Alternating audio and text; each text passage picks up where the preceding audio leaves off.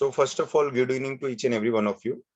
आज हमारा जो थर्ड सेशन है रिगार्डिंग कॉन्स्टिपेशन, ये हम डिस्कस करने वाले हैं और इसके जो है पैथोफिजियोलॉजी और लाइन ऑफ ट्रीटमेंट। अब जब हम कॉन्स्टिपेशन के बारे में सोचते हैं, यानी कि आपके पास जब भी कोई पेशेंट ओपीडी में आता है और कहता है कि मुझे कॉन्स्टिपेशन है, तो हमारे दिमाग में क्या आता है? आप लोगों के दिमाग में सबसे पहले ये आता हो कि हम गंधर्व हरित की दे, कि हम पंचसकार चूर्ण दे, कि हम आपको अविपत्तिकर चूर्ण दे, कि हम त्रिफला चूर्ण दे, हम गंधर्व हरित की दे। मतलब हमारे पास सबसे पहले ऐसा चीजें आती है या ऐसी चीजें दिमाग में आती है कि हम किस प्रकार से विरेचन दे और किस तरह से पेशेंट को मोशन हो और हम अपना काम करके हट जाए। बात ऐसा होता है कि जब भी हम बात करते हैं कॉन्स्टिपेशन के बारे में, तो मुझे ऐसा हमेशा लगता है कि हम उस मॉडर्न पैथी के जैसा नहीं चलना चाहिए। यानी कि कैसे कि कोई मॉडर्न मेडिसिन में बोलता है कि मुझे एक लेक्सेटिव चाहिए, तो लेक्सेटिव मतलब क्या? लेक्सेटिव मतलब डल्कोलेक्स, लेक्सेटिव मतलब कोई इलेक्ट्रोल सॉल्यूशंस में भी कोई आप बिसाकोडिल वगैरह दीजिए। तो वो ऐसा सोचते हैं कि कैसे हम इंटेस्टिनल मोटिलिटी को इंक्रीज करके जो है मोशन करा दे। हमारा जो कॉन्सेप्ट ऑफ डिस्कशन है कि कॉन्स्टिपेशन, हम बहुत सारे रेफरेंसेस पढ़ते हैं, लेकिन हम पैथोफिजियोलॉजी पढ़ते समय या ड्रग सिलेक्ट करते समय हम उस चीज को काफी पीछे छोड़ देते हैं। यानी उस समय एक ही चीज याद आता है कि मोशन कराने की मेडिसिन हमारे पास क्या है। आज हम दोनों पर्सपेक्टिव में बात करेंगे। सबसे पहले कि जो बेसिक मेडिसिन है उसको मैंने काफी साइड में रखा है, यानी त्रिफला, गंधर्व हरित की, पंचसकार, ये सब चीज के बारे में मैं बहुत शॉर्ट में बात करूंगा क्योंकि ये सब चीजें हमें पता है। हम वो दूसरे एस्पेक्ट के बारे में बात करेंगे जो हमें इवन त्रिफला को लेते समय या सिलेक्ट करते समय सोचना चाहिए कि क्या त्रिफला सामने वाले में काम करेगा भी कि नहीं, करेगा तो कहाँ करेगा, या गंधर्व हरित की करेगा तो कहाँ करेगा। तो इसलिए ये दोनों को थोड़ा सिंप्लीफाई करने के लिए हमने 3 वर्ड लेके आया: बद्धकोष्ठता, विबंध और मलावरोध। ये बद्धकोष्ठता, विबंध और मलावरोध देखा जाए तो संख्या संप्राप्ति कुछ ऊपर नीचे एक ही है। लोग फर्क करने की कोशिश करते हैं, लेकिन थोड़े वर्ड को ध्यान दो। बद्धकोष्ठता एक ऐसा वर्ड है जिसमें मैं एक किसी स्ट्रक्चर के बारे में बात कर रहा हूं, यानी कि बद्ध यानी कि रुका हुआ, कोष्ठता यानी कि कोष्ठ। कोष्ठ मतलब वो कौन सा एरिया हो सकता है? वो है पक्वाशय यानी आंत्र यानी कि इंटेस्टाइन। यानी पहले पैथोलॉजी के अंदर मैं ये बताने की कोशिश कर रहा हूं कि वह कोई तो बद्ध है। बद्ध कौन रहेगा? वायु, और वो भी स्टूल यानी मल को लेके। विबंध का अर्थ क्या है? विबंध यानी कि कोई बंधा हुआ, कोई वहां फंसा हुआ। कौन फंसा हुआ है?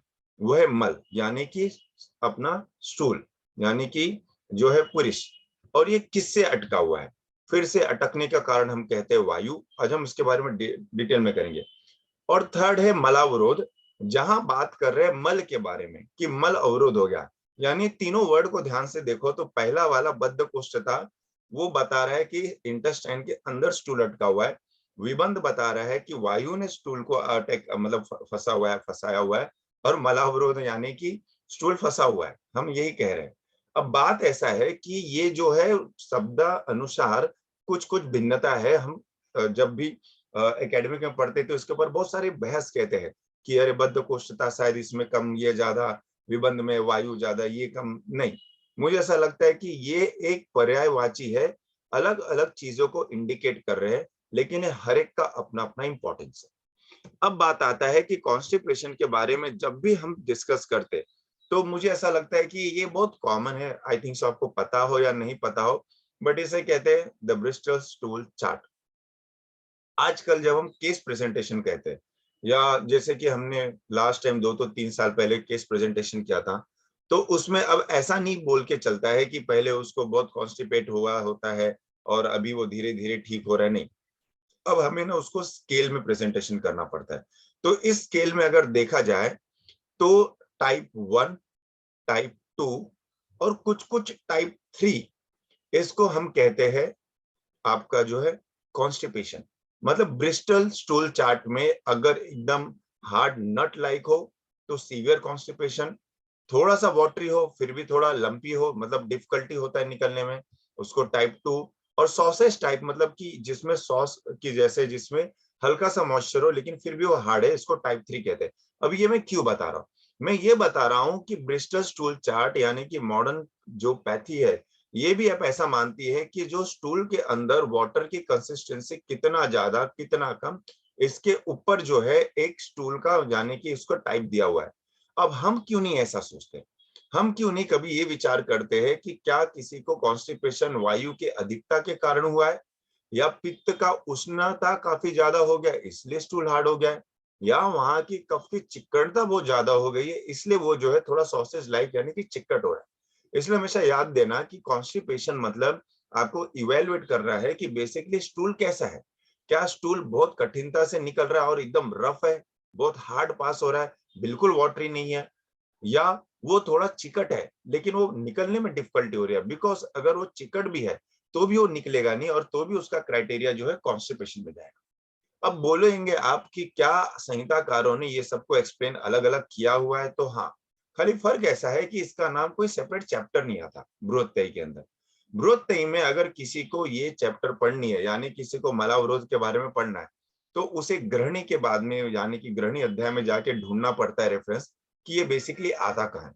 इसलिए सबसे बड़ी बात मैं यहाँ बता देता हूँ कि गृहणी अध्याय के अंदर बहुत ही ब्यूटीफुल एक्सप्लेन किया गया है कि बद्ध कोष्ठता को कैसे डील करना चाहिए। और खास करके गृहणी अध्याय के अंदर एक आपको फिर यहाँ बता दूं कि कॉन्स्टिपेशन का ना दो टाइप होता है। एक है एक्यूट कॉन्स्टिपेशन। एक्यूट कॉन्स्टिपेशन को ट्रीट करना बहुत ही ईजी होता है, बहुत ईजी होता है। क्यों? क्योंकि वो किसी एक क्षण या किसी एक्यूट अग्निमंद के कारण या मलबलोवरोध के कारण या कोई अनियमित आहार के कारण हुआ है, जो आप एक गंधर्व हरित की दे दो या त्रिफला दे दो, वो निकल जाता है और वो चला जाता है। बात ये है कि हमें वहां डिस्कशन करना है जहां पेशेंट आपके पास क्रॉनिक कॉन्स्टिपेशन लेके आता है। यानी आप नेक्स्ट टाइम याद दो कि कौन ऐसा आदमी आपके बोल रहा है कि मैं आपका दवा लेता हूं तो ठीक होता है लेकिन आपका दवा बंद करता हूं तो वापस से मुझे कॉन्स्टिपेशन हो जाओ। क्या आयुर्वेद के अंदर ऐसा कोई इलाज है कि जिससे ये जड़ से जा सके? तो वर्ड ये जड़ बहुत इंपॉर्टेंट है कि क्या किसी के कॉन्स्टिपेशन को आप जड़ से निकाल सकते हो, ये डिस्कस करना है। अब तीन चीज आपको याद रखनी है कि कभी भी कॉन्स्टिपेशन का ट्रीटमेंट करते समय ये तीन पार्ट तो याद आने चाहिए। क्यों? क्योंकि कॉन्स्टिपेशन आपको याद रखना पड़ेगा कि एक एकदम सिंपल फॉर्म है। जो मतलब जो पुरुष होता है यानी जो मल है, ये एक प्रकार का आहार मल है। यानी कि आहार का जब पचन होता है तो उसका दो भाग में मतलब डिवीजन होता है। एक होता है सार भाग, एक होता है किट्ट भाग। सार भाग न्यूट्रिशियस पार्ट होता है जो बॉडी में जाता है।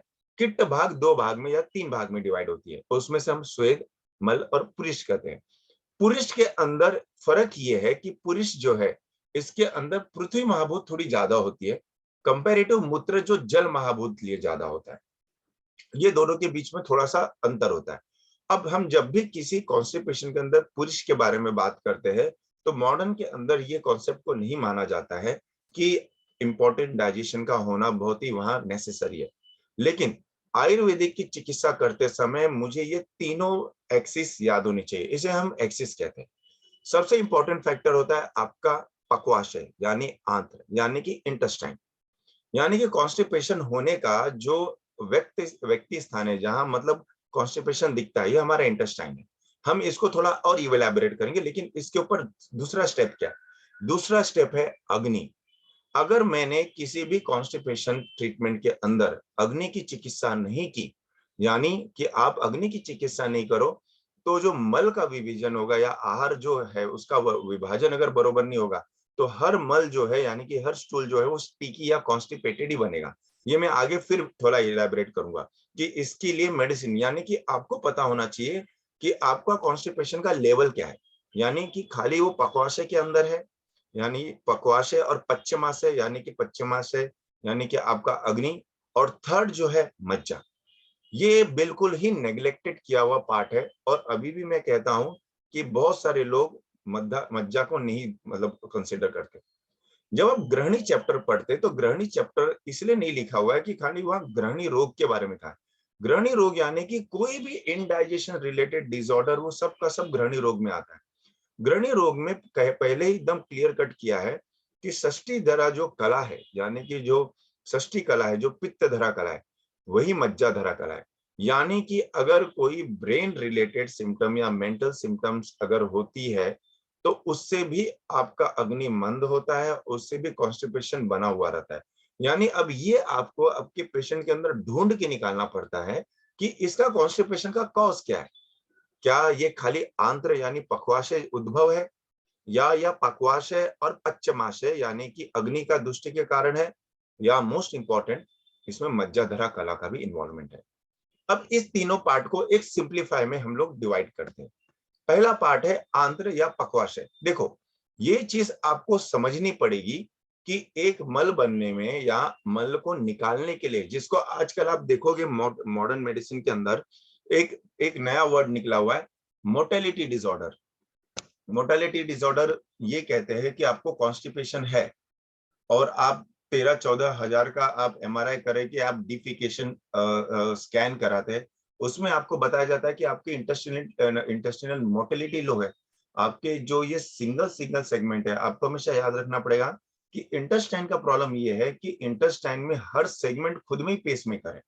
यानी जो सेगमेंट आपको एक एक देख रहा है, हर सेगमेंट अपना अलग अलग जो है एक कॉन्ट्रेक्शन जो है निकालता है। इसलिए मोटेलिटी डिसऑर्डर में ये कहा जाता है कि इंटेस्टाइन के अंदर आपस में ही जो है कोलैबोरेशन नहीं होता है और वो उल्टे तिरछे डायरेक्शन में जाने लगते हैं। यही रीजन होता है कि बहुत सारे पेशेंट का सब चीज नॉर्मल होता है, फिर भी आपका जो है मोटेलिटी डिसऑर्डर आता है। तो ये मोटेलिटी डिसऑर्डर यानी अब हम मानते हैं कि कॉन्स्टिपेशन खाली खाने पीने से कारण नहीं, वहां आपके इंटेस्टाइनल की मोटिलिटी भी जो है इंपॉर्टेंट फैक्टर है। और जहां मोटिलिटी पार्ट आ जाता है, वहां जो है मॉडर्न मेडिसिन पूरी की पूरी बैकआउट हो जाती है। रीजन ये है कि मोटिलिटी को ठीक करने के लिए अभी तक कोई भी मेडिसिन निकला नहीं। अब बात ऐसा है कि क्या आयुर्वेद के अंदर हम इस चीजों को थोड़ा कंपेयर कर सकते हैं, ये हम आगे ट्रीटमेंट में बात करेंगे कि ये जो चीजें मैं बोल रहा हूँ क्यों इंपॉर्टेंट है। कि आपको मानना पड़ेगा कि जो आंत्र है या पक्वाशय है, इसके अंदर जब भी पुरुष बनता है यानी कि स्टूल बनता है, तो उसको 3 फैक्टर बहुत इंपॉर्टेंट रहता है। सबसे पहला कि उस इंटेस्टाइन के अंदर थोड़े बहुत स्नेह गुण कफ के होने चाहिए। क्यों? क्योंकि थर्ड पॉइंट देखो क्या लिखा है कि उसके अंदर जो कफ है, जो स्नेह है, यही लुब्रिकेशन करता है। यानी कि जो आप कहते हैं कि टाइप 4 ब्रिस्टल स्टूल, यानी स्टूल आप बैठे, आप तुरंत मोशन पास किया और इजिली निकल गया। क्यों निकल गया? क्योंकि सबसे बड़ी बात की पार्ट पार्ट जो था, जो आंत्र था, वो लुब्रिकेट था, यानी कि कफ है। दूसरा कहा गया है कि उस इंटेस्टाइन के अंदर जो पित्त होती है, उसके पास खाली एक ही गुण है, वह है उष्मा। और उष्मा क्यों? क्योंकि जो भी ऊपर से मल आ रहा है, उस मल के अंदर उसके पानी को या उसके जल तत्व को शोषण करना है और खाली पृथ्वी यानी कि जो घन भाग है उसी को वहां रखना है। अब बात यह है कि जो स्टूल, जो मल जितना इंटेस्टाइन के अंदर रहेगा, उतना ज्यादा उसके अंदर वाटर लॉस होगा, यानी कि उष्मा जो है ये सबसे इंपॉर्टेंट पार्ट है। अगर पित्त कम पड़ जाए, उष्मा कम पड़ जाए, तो वहां चिकट हो जाता है। यानी कि जो स्टूल होता है, जो लोग बोलते हैं कि मैं मतलब स्टूल में जाता हूँ, बैठता हूँ बाथरूम में और वहां एकदम चिकट हो जाता है, मतलब ऐसा स्टूल होता है कि उसके ऊपर पानी डालो तो पानी से भी नहीं निकलता। तो पानी से नहीं निकलता तो हम क्या बोलते हैं कि अरे चलो इसको भी वापस से त्रिफला दे दो, नहीं काम करेगा। पानी से अगर नहीं निकल रहा है, इतना चिटक रहा है, तो यानी कि उसके अंदर यानी आंत्र के अंदर उष्मा ही नहीं है, वहां पित्त ही नहीं है, पचन ही नहीं होगा। यानी कि आंत्र को, यानी आप सोचिए कि एक मल बनने के बाद उसका आंत्र में आके उसका जो है पचना यानी कि उष्मा कितना जरूरी है।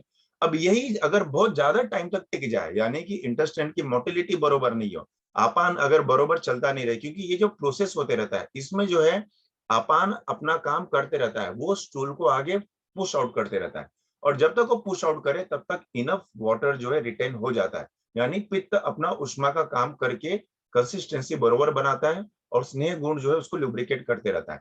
लेकिन क्या होगा अगर आपका अपान वायु की जो मोटिलिटी है वही एकदम खराब हो जाए, वही न चले? तो अब बात आती है कि क्या अपान वायु की मोटिलिटी अचानक खराब होती है? नहीं। अपान वायु की मोटिलिटी खराब होने में 2 फैक्टर होते हैं।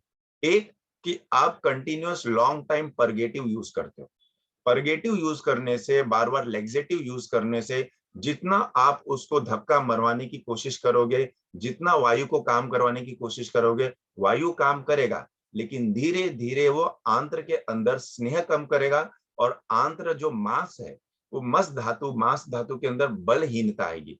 और जितना बलहीनता आएगी, ऐसे 4 साल 5 साल 6 साल के बाद सेम लेग्जेटिव काम ही नहीं करेगा।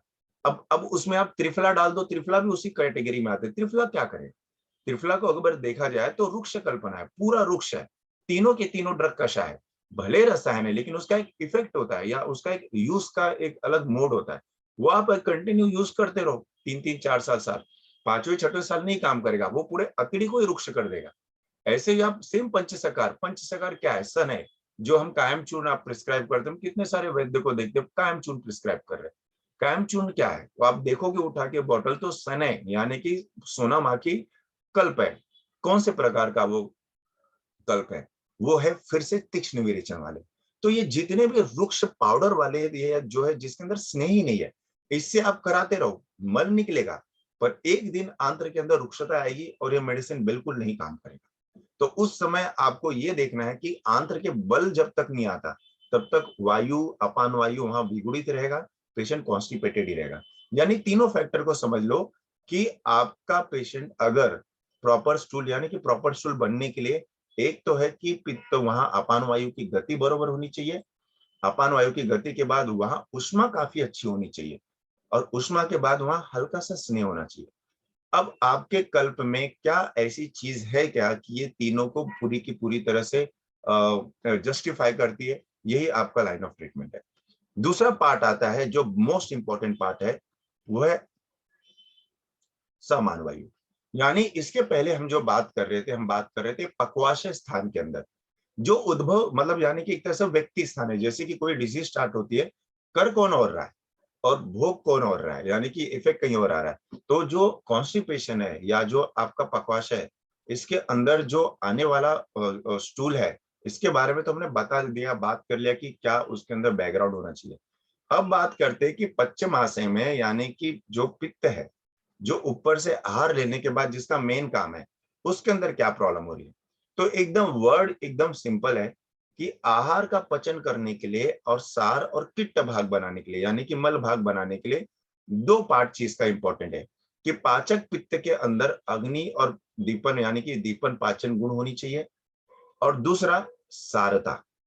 जब कॉन्स्टिपेशन की बात आप करते हो तो हमेशा याद रखना कि पित्त का सरगुण ही है जो आपके कॉन्स्टिपेशन को बचाता है।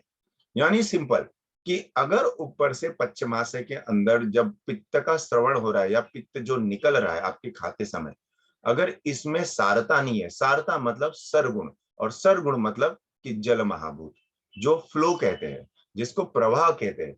मतलब प्रवाह यानी कि अगर किसी जगह पर या नाले में बहुत सारा कचरा डाल दो तो भी वो कचरा जमा रहता है, अंटिल अनलेस पीछे से पानी आए और पूरा का पूरा कचरा निकाल दे।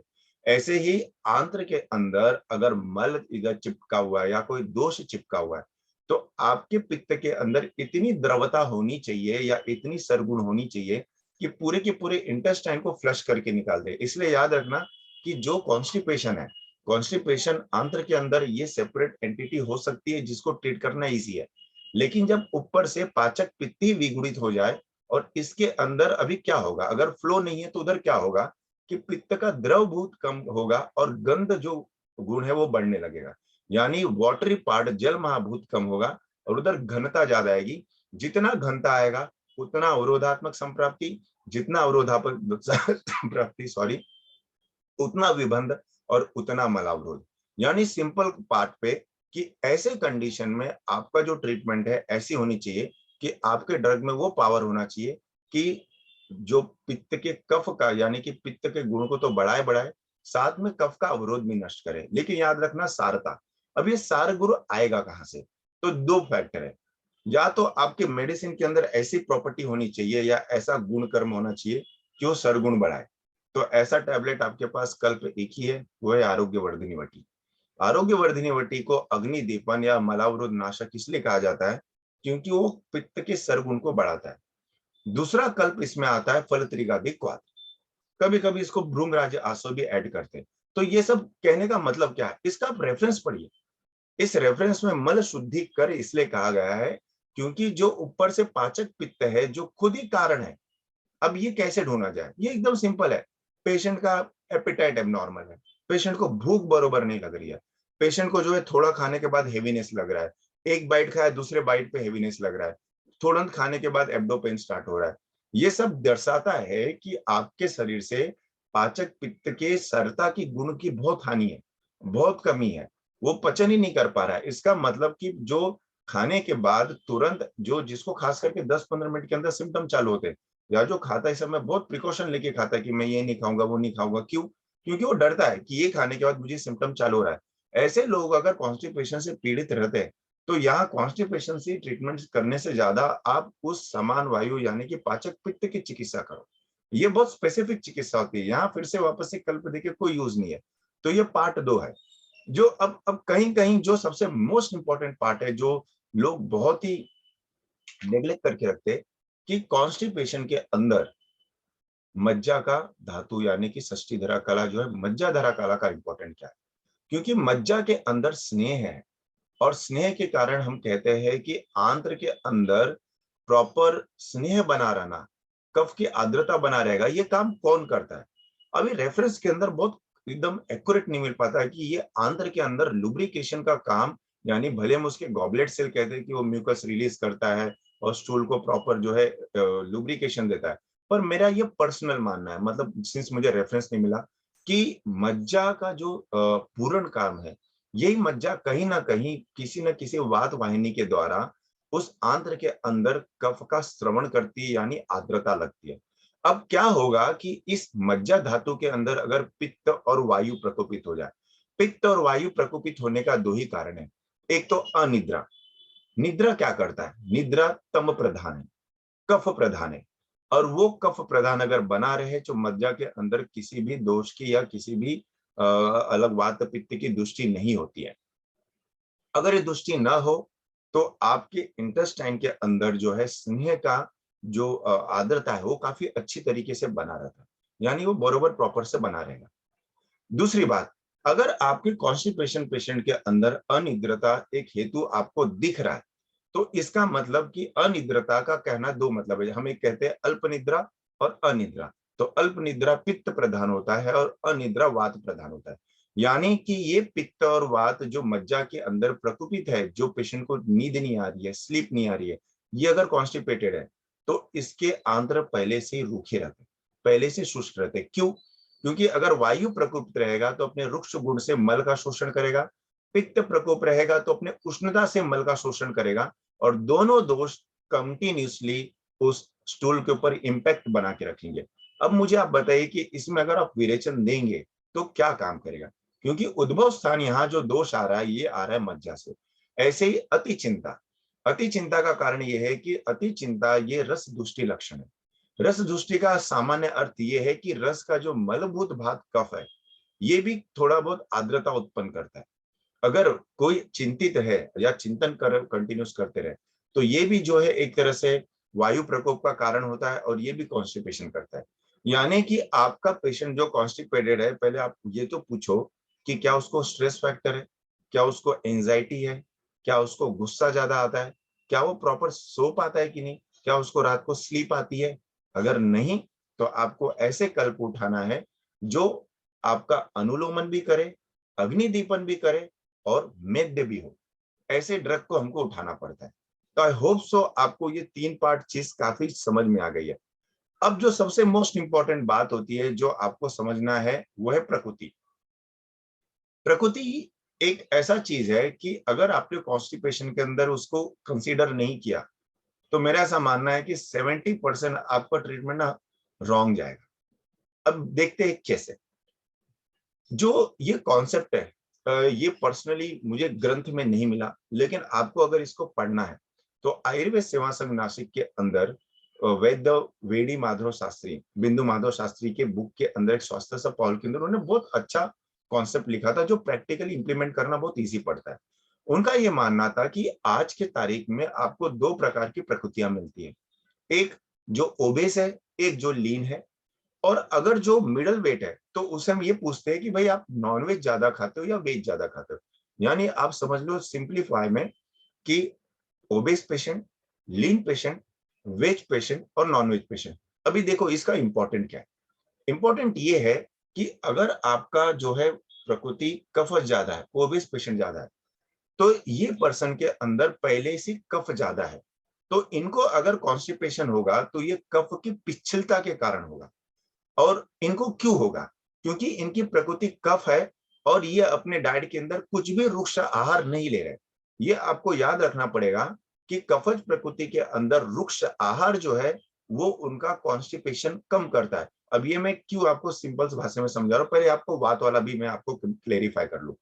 जो पेशेंट लीन होते हैं, जो थोड़े वातज की तरफ होते हैं, उसके अंदर यानी उनकी प्रकृति वातज है, अगर वो स्निग्ध आहार नहीं करे तो इनको कॉन्स्टिपेशन बहुत जल्दी होता है। अब हम ये क्यों चीज बता रहे हैं? क्योंकि हम लोग हमेशा नेट के ऊपर है बैठ के डिस्कस करते रहते हैं, अरे त्रिफला इसमें काम किया, अरे इसमें तो नहीं काम किया, त्रिफला इसमें काम करेगा, इसमें नहीं काम करेगा।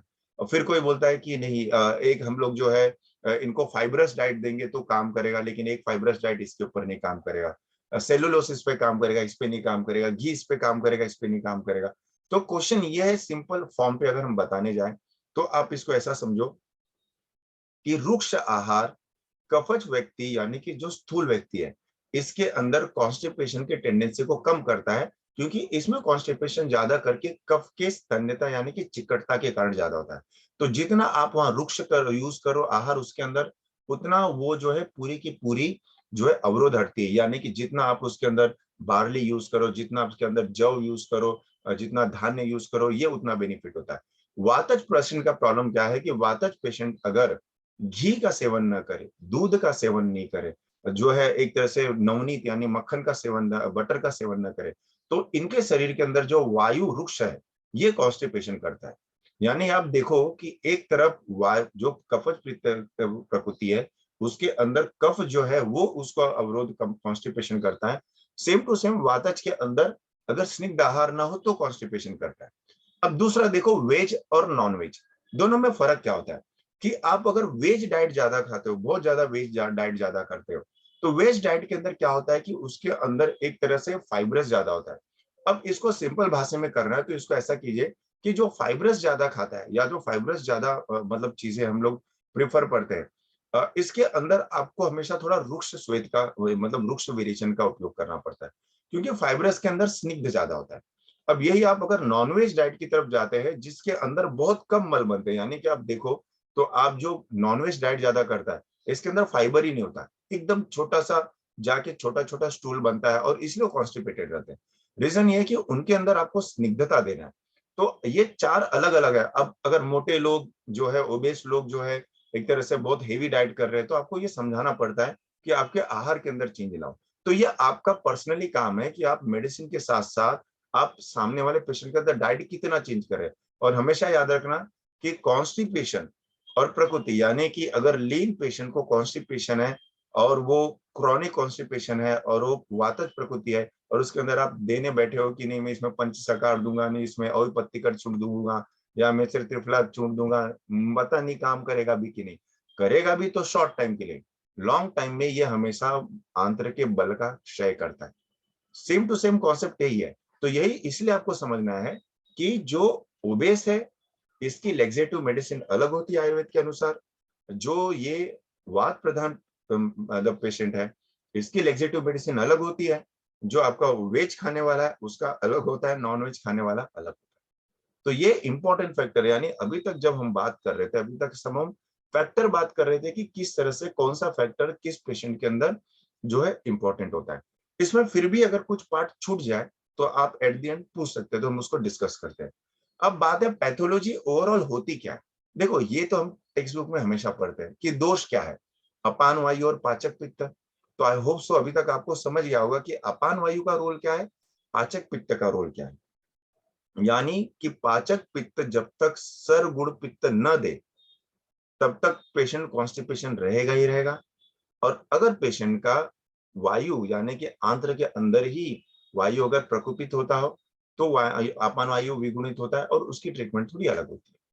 दूसरा, दुष्ट में देखा जाए तो रस क्षय से या रस के अंदर कफ बढ़ जाए तो भी कॉन्स्टिपेशन होता है। क्यों? क्योंकि रस का जो मल भाग है वही कफ है। तो जिसके जितना रस के अंदर अग्नि मंदता, जितना उसके अंदर कफ का वृद्धि उतना अवरोध। और अगर यही वायु प्रकोप हो और रस का जो है शोषण करे तो भी जो है आंत्र के अंदर आपका जो है कॉन्स्टिपेशन मिलेगा। सेम मांस धातु को यहाँ इसलिए इंट्रोड्यूस किया है क्योंकि किसी भी कॉन्स्टिपेशन में एट द एंड मांस धातु यानी कि आंत्र ये हमेशा इफेक्ट होता है और इसके अंदर बल देना यही एट द एंड हमारा ट्रीटमेंट है। मज्जा धातु का इन्वॉल्वमेंट इसलिए क्योंकि मज्जा से कभी कभी जो है वायु दोष या पित्त दोष अपने हेतु से प्रकोपित होकर आते हैं। यहाँ इफेक्ट होने वाला यानी कि विबंधता या मलावरोध के अंदर जो भाग विबंधित होता है वो है पुरुष। और आप हमेशा देखेंगे कि पुरुष के अगर श्लोक पढ़े यानी कि दिनचर्या के अंदर, तो ये कहता है कि पुरुष जो है ये मतलब स्तंभ देता है। स्तंभ यानी कि शरीर को ताकत देता है, यानी मल के अंदर भी जो है एक प्रकार का जो है ऊर्जा देने की क्षमता रहती है। और ये क्यों? क्योंकि ये धारण करता है। पक्वाशय के अंदर पुरुष अगर सम प्रमाण में हो तो ये वायु का धारण करता है। और ये इसका इंपॉर्टेंट है कि इसका अगर ज्यादा क्षय होने लगे तो भी दुर्बलता आती है, और अगर वो वृद्धि होने लगे तो भी दोष प्रकोप होते हैं। स्थान पक्वाशय और इसकी संप्राप्ति का जो प्रकार हमेशा संगात्मक होता है, यानी अवरोधात्मक होता है। अब बात आती है कि इसकी चिकित्सा कैसे की जाए। तो चिकित्सा के अंदर सबसे पहला पार्ट है कि प्रकृति को समझो। मतलब सामने वाला जो पेशेंट आया है ना, पहले उसको समझो कि वो करना क्या, मतलब उसका प्रकृति क्या है। और पहले पूछ तो लो कि वेज खा रहा है कि नॉन वेज खा रहा है। और रही बात, जैसे मेरा पहला भी मानना है कि वेज और नॉन वेज में क्या फर्क है, फर्क यही है कि जो वेज डाइट ज्यादा लेता है या वेज डाइट ज्यादा खाता है, उसके अंदर खाने के अंदर कुछ ना कुछ तो स्नेह होना ही चाहिए। यानी कि अगर उसके अंदर थोड़ा घी, थोड़ा तेल, ये सब चीजें होना ही चाहिए। और जो नॉनवेज डाइट ज्यादा खाता है उसके अंदर घी और स्नेह थोड़े कम होने चाहिए। ये एक एकदम सिंपल इक्वेशन है। लेकिन जब प्रकृति की बात आती है तो प्रकृति, अब यहाँ बात आता है कि आपके पास अगर कफ प्रधान पेशेंट है यानी ओबेस है, वो कॉन्स्टिपेशन कह रहा है, यूज करो बिंदास वृक्ष विरेचन। यानी कि जितने चूर्ण आपको पता है, जितनी भी वटी आपको पता है, या हम इसके ऊपर डिस्कस करेंगे आगे वाले नेक्स्ट स्लाइड में, वो आप इसके अंदर यूज करो। लेकिन अगर आपका पेशेंट लीन है, पतला है, बीएमआई कम है, जो बहुत ही वीक है, जो बहुत ही पेन जैसे सिम्टम्स को लेके आ रहा है, तो उसके अंदर आपका विरेचन हमेशा स्निग्ध होना चाहिए। क्यों? क्योंकि अगर आपका विरेचन स्निग्ध न हो तो वो वायु को और प्रकोपित करेगा। तो इसलिए हमेशा ये है कि वो वायु प्रकोपित होकर कॉन्स्टिपेशन करेगा कि नहीं। जैसे बहुत बार ऐसा आपने सुना होगा कि मैंने त्रिफला दिया और त्रिफला के बाद उसको त्रिफला से कॉन्स्टिपेशन होने लगा। तो इसमें त्रिफला की गलती नहीं है, प्रॉब्लम ये है कि हमने उसको गलत जगह दिया। अगर किसी लीन पेशेंट को जो पतला है, उसको अगर हम लॉन्ग टाइम तक त्रिफला देंगे तो आज नहीं तो कल वो कॉन्स्टिपेशन करेगा ही करेगा। इसमें आप किसी कंपनी के हरड़े को दोष नहीं दे सकते कि अरे बाल हरित की यूज किया या रंगदा हरित की यूज किया इसलिए प्रॉब्लम हुआ। ऑफकोर्स वो भी एक डिफरेंट टॉपिक है कि त्रिफला के अंदर हरित की का क्वालिटी क्या है। लेकिन ये इंपॉर्टेंट है समझना कि वायु के अंदर आपका कल्प जो है थोड़ा सा स्निग्धात्मक होना चाहिए। अब कैसे होना चाहिए? तो इसके अंदर दो कॉन्सेप्ट एकदम सिंपल से समझो कि ओके, एक एक क्वेश्चन लेता हूं बीच में। किसी ने पूछा है कि स्निग्धता की वजह से कॉन्स्टिपेशन कैसे होगा। तो जैसे मैंने पहले ही बताया, दोनों पॉइंट पे ध्यान देना कि स्निग्धता के कारण कॉन्स्टिपेशन दो आदमी के अंदर ज्यादा होगा। एक जो ओबेस है, दूसरा जो नॉनवेज डाइट है। यानी कि ये दोनों अगर अपने खाने के अंदर स्निग्ध गुण ज्यादा रखे, तेल ज्यादा खाए, फ्राइड चीज ज्यादा खाए, रोस्टेड चीज ज्यादा खाए, या जो भी तेल वाला चीजें ज्यादा है, ये कॉन्स्टिपेटेड ही रहेंगे। क्योंकि ये दोनों प्रकृति, मैंने जैसे पहले ही बताया कि इनके खाने के अंदर स्नेह रहित भोजन होना चाहिए कुछ प्रमाण में। तो ये आपको दिमाग में बिठाना है। दूसरी बात, ये स्नेह क्या करती है? अगर आपकी प्रकृति कफज है, आपके डाइट में अगर नॉनवेज है, तो ऐसे चीज को हमेशा काउंटर करने के लिए, यानी कि ये अपने आप में कफ प्रकोपक है। और कफ प्रकोप अगर ज्यादा रहेगा तो जैसे मैंने पहले बताया है कि आंत्र के अंदर, इंटेस्टाइन के अंदर जो अपना क्लेथ करने वाला कफ है, ये बहुत ही चिकट हो जाता है। यानी कि आप समझिए कि उसकी चिकटता बहुत ज्यादा हो जाए तो पेशेंट स्टूल पास करेगा, लेकिन जैसे मैंने एग्जांपल बताया कि वो पानी में डूब जाएगा या तो जहां चिपका है वहां चिटक जाएगा। क्यों? क्योंकि इतना ज्यादा अगर कफ बढ़ेगा तो इवन जो पित्त की उष्मा है वो भी उसको पचन नहीं कर पाएगी। तो यही सबसे इंपॉर्टेंट फैक्टर होता है कि ये सब चीजें में आप क्यों, देखिए इसको सिंपल बताइए, क्यों आयुर्वेद के अंदर हमें जो है पुलिस परीक्षा कराई जाती है? क्यों उसको देख के समझा चाहता है कि उसके अंदर तेलीय भाग ज्यादा दिखता है, वो तैर रहा है या वो डूब रहा है? क्या इंपॉर्टेंट है? यही इंपॉर्टेंट है। डूब रहा है तो गुरु है, वो गुरु है, यानी कि अंदर उसके अंदर कफ का अंश ज्यादा है। कफ का अंश क्यों ज्यादा है? या तो कफ बढ़ गया है या तो पित्त ही एकदम हीन हो गया या उसमें उसको पचा नहीं पाई है। ये दोनों फैक्टर को लेके चलना पड़ता है और उसका आपको चिकित्सा करना ही है। यानी कि यहाँ आपको रुक्ष विरेचन देना है, यहाँ आप त्रिफला दीजिए, यहाँ पंचसकार दीजिए, यहाँ अविपत्ति कर दीजिए, यहाँ जो है आपको चाहिए कि काली केवल हरितकी का प्रयोग कीजिए, या यहाँ आप जो है एरन ब्रुस्ट हरितकी का प्रयोग कीजिए। और दूसरा कैटेगरी देखो क्या है, कि दूसरा कैटेगरी में अगर आपको वातज पेशेंट मिलता है तो वहां स्नेह विरेचन देना है। स्नो विरेचन में क्या आता है, स्नेह विरेचन में एरंड तेल आता है, एरंड तेल अकेला या एरंड तेल दूध के साथ स्नेह विरेचन है ये। मतलब दूध में जब हम लोग एरंड तेल देते हैं, अब आप खुद ही सोचिए आपने लास्ट टाइम किसको बोला होगा कि दूध में एरंड तेल डाल के लो आपका पेट साफ हो जाएगा। अगर हम किसी का सुन लेते तो हम सबके ऊपर उसको चिपकाना चालू करते हैं। वो स्नेह यानी कि पतले पेशेंट लोग के लिए सेम टू सेम गर्द की जो है, ये आपका एक तरह से देखा जाए तो ये आपका एक तरह से स्नेह कल्पना है। यानी बेसिकली यानी कि इसके अंदर जो है स्नेह अंश है। स्नेह यानी कि गंधर्व यानी हरित की, सॉरी गंधर्व यानी कि आपका एरन एक तरह से, और फिर हरित की यानी हरित की को गंधर्व की भालवा दी है, प्लस इसके अंदर सेंधा होता है, पिंपली होता है, ये अलग अलग पार्ट भेद है, लेकिन ये स्नेह कल्पना है। तो आप किसी वातज पेशेंट के अंदर दे सकते हैं। अभी ऑफकोर्स इसके अंदर थोड़ा बहुत फर्क पड़ता है कि आप किस संप्राप्ति को दे रहे हैं। घृतपान श्रेष्ठ, मैं आगे इसको डिस्कस करने वाला हूं कि घृतपान तैलपान आप जरा थोड़ा सा इंट्रोड्यूस करके देखिए। और आसव अरिष्ट, आसव अरिष्ट में मैं आसव में बहुत ज्यादा चॉइस नहीं है हमारे पास, अरिष्ट में एक या दो चॉइस। तो आसव अरिष्ट से किसी का जो है कॉन्स्टिपेशन ट्रीट करना या घृतपान से कॉन्स्टिपेशन ट्रीट करना, ये हमेशा लीन लोग, वातज प्रकृति प्रधान या जो नॉनवेज ज्यादा खाते, ये तीनों के ऊपर ज्यादा अप्लाई करते हैं। तो इसलिए ये चीज बोलना इसलिए क्योंकि जो मोर्टेलिटी डिसऑर्डर है, जो मोर्टेलिटी डिसऑर्डर आज हम इनट्रीटेबल पाते हैं, मुझे ऐसा लगा कि आप इस तरह से सोचोगे तो ही उस मोर्टेलिटी डिसऑर्डर के ऊपर कंट्रोल पाओगे जहां आपकी एक्सपर्टीज है, जहां आयुर्वेदिक की एक्सपर्टीज है। वरना वो लिख के आपको बोल देंगे कि पेशेंट मोर्टेलिटी डिसऑर्डर से ग्रसित और ये ट्रीट नहीं हो पा रहा, आप भी बोलोगे अरे मैं भी त्रिफला दिया, पंचसकार दिया, विपत्ति कर दिया, मैं उसको एरन दे रहा हूँ, मैं आपको गंधर्व की दे रहा हूँ, नहीं ठीक हो रहा है, यानी कि आप वह संप्राप्ति मिस कर गए। तो यही बात है कि ये जो 5 कॉन्सेप्ट है जिसके ऊपर हम बात करें, इसके ऊपर आपको सोचना है। एक खाली नोटिस की अगर ये बंद हो जाए तो इसके बाद जो हम लोग रिज्वाइनिंग करते हैं और फिर जो कल्प है हमारे सामने उसके ऊपर डिस्कस करते हैं। तो आई होप सो कि ये पार्ट आपको समझ रही है। फिर मैंने बताया कि ये दोनों जो कॉन्सेप्ट है, veg non veg constipation plus lean और जो ओबेस यानी कि कृश और स्थूल, इसके अंदर कॉन्स्टिपेशन, ये चारों कॉन्सेप्ट बिंदु माधव शास्त्री के प्रकृति और मलावरोध की चिकित्सा के अंदर है। यानी इसको प्रैक्टिकली यूज करना बहुत ही इंपॉर्टेंट है। और खास करके जो रेजिस्टेंट है, जिसको हम लोग कहते हैं कि क्रॉनिक कॉन्स्टिपेशन या ड्रग रेजिस्टेंस कॉन्स्टिपेशन, जो बिल्कुल भी आपका लैक्टोज से या बीसाकोडिल से जो बिल्कुल नहीं रिस्पॉन्ड करते,